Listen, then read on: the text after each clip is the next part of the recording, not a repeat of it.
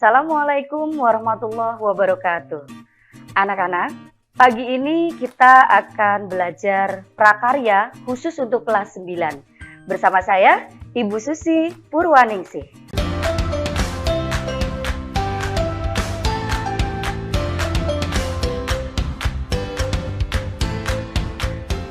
Pada kesempatan pelajaran prakarya pada hari ini, kita belajar tentang komoditas ikan konsumsi. Ikan konsumsi itu apa sih? Nah, kita lihat dulu ya. Sebelum kita belajar tentang ikan konsumsi, kita lihat dulu apa tujuannya. Pertama, kita memahami komoditas ikan konsumsi yang dapat dikembangkan sesuai kebutuhan wilayah setempat.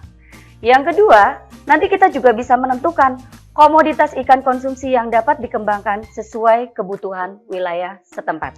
Kita lihat yang pertama, ikan konsumsi dan manfaatnya.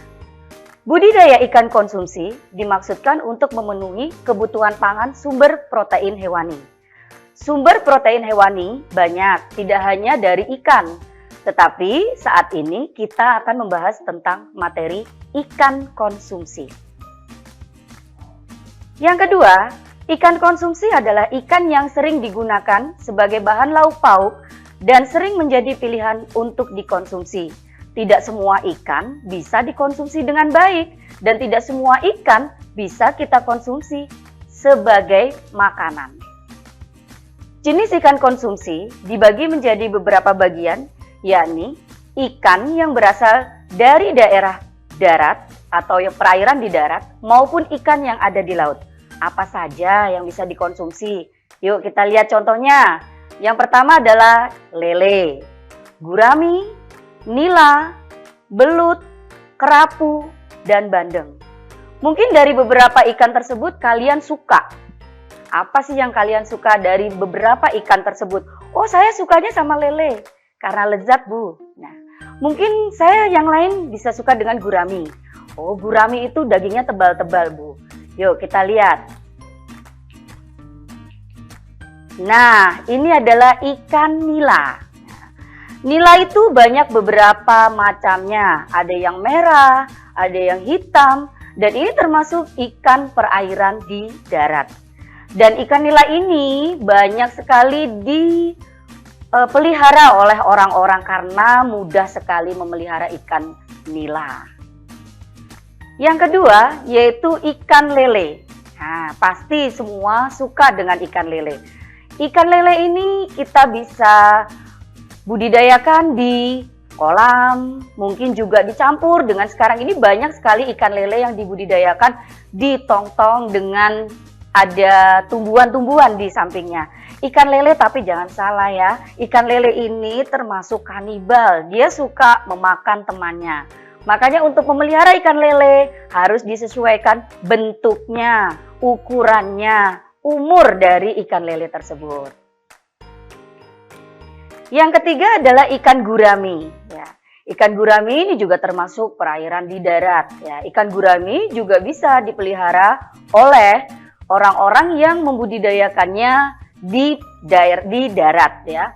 Jadi untuk ikan gurami itu hampir sama dengan ikan nila. Coba kalian perhatikan. Di situ ikan nila dengan ikan gurami dagingnya sama, besar-besar, tebal-tebal, dan rasanya pasti sama lezatnya.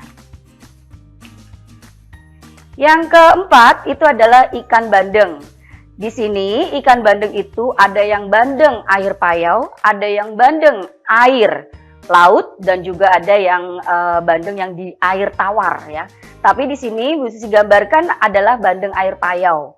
Tidak semua, kalau bandeng itu ada juga yang tidak suka, katanya terasa ada lumpurnya, Bu. Nah, itu.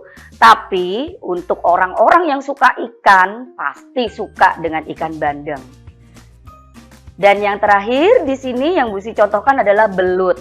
Nah, bentuknya seperti ular. Ya, mungkin ada yang merasa takut dengan bentuknya karena seperti ular. Dan menangkapnya itu juga agak sulit karena belut itu licin sekali. Ya, itu adalah beberapa contoh ikan yang dibudidayakan untuk bisa kita konsumsi. Apa yang terdapat kandungan gizinya pada ikan itu? Kita lihat. Ikan itu adalah rendah lemak jenuh. Jadi lebih baik kita mengkonsumsi ikan, banyak mengkonsumsi ikan daripada daging-daging merah yang lainnya. Karena kenapa? Lemaknya sedikit sekali, lemak jenuh. Dan itu juga baik untuk pertumbuhan otak bagi anak-anak. Yang kedua, tinggi protein. Selain dia lezat, dia juga tinggi proteinnya. Ikan-ikan yang akan dikonsumsi yang ada di perairan itu juga baik untuk dikonsumsi. Yang ketiga adalah sumber asam lemak omega. Yang keempat, vitamin tentunya. Ada mineral, ada nutrisi yang dibutuhkan agar tubuh tetap sehat. Manfaat dari budidaya ikan konsumsi yang beragam yang didapatkan baik bagi peternak maupun para konsumen. Antara lain, pertama, menjadi sumber pendapatan. Menjadi seorang petani budidaya ikan konsumsi tentunya adalah pilihan peluang usaha yang juga menjanjikan dan akan memberikan kesempatan untuk mendapatkan pendapatan. Ya, kita bisa jualan ikan.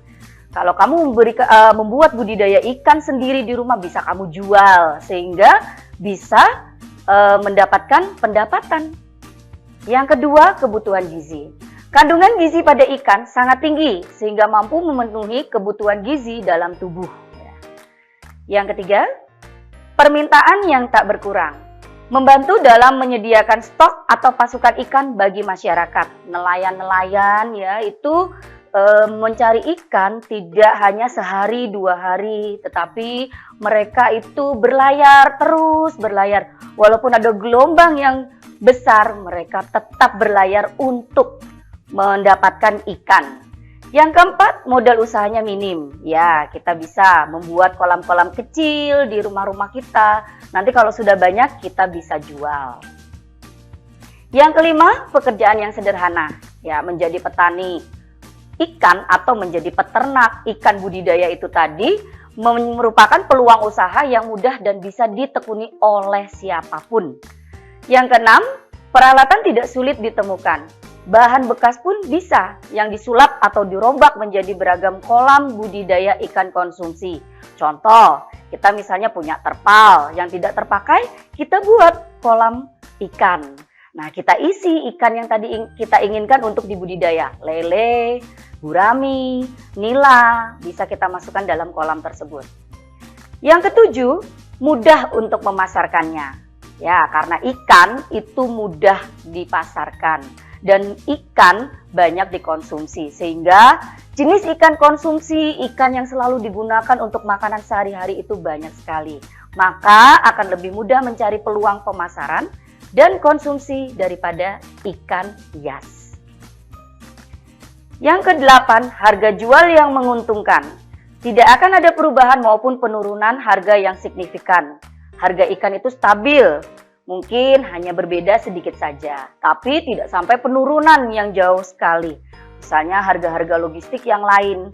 Tapi untuk harga jual ikan biasanya rata-rata itu biasa saja. Jadi tidak terlalu naik atau tidak terlalu turun. Dan yang terakhir, kemudahan perawatan. Untuk melakukan budidaya ikan konsumsi tidak terlalu membutuhkan banyak lahan. Kita bisa di kolam depan rumah kita, di belakang mungkin ada sepetak tanah kita untuk membudidayakan ikan konsumsi. Nah, dari beberapa manfaat itu kalian bisa buat sendiri atau kalian bisa apa ya yang mau saya buat dari budidaya ikan konsumsi? Mungkin kalian ada yang berpikir, wah saya mau membuat sendiri, kolam sendiri, membudidayakan ikan konsumsi sendiri, saya makan sendiri untuk keluarga saya atau mungkin bisa saya jual. Terima kasih untuk pembelajaran hari ini. Semoga kalian mengerti ikan apa saja yang bisa dibudidayakan. Ayo anak-anak, kita makan ikan. Sehat, cerdas, dan pintar karena gemar makan ikan. Wassalamualaikum warahmatullahi wabarakatuh.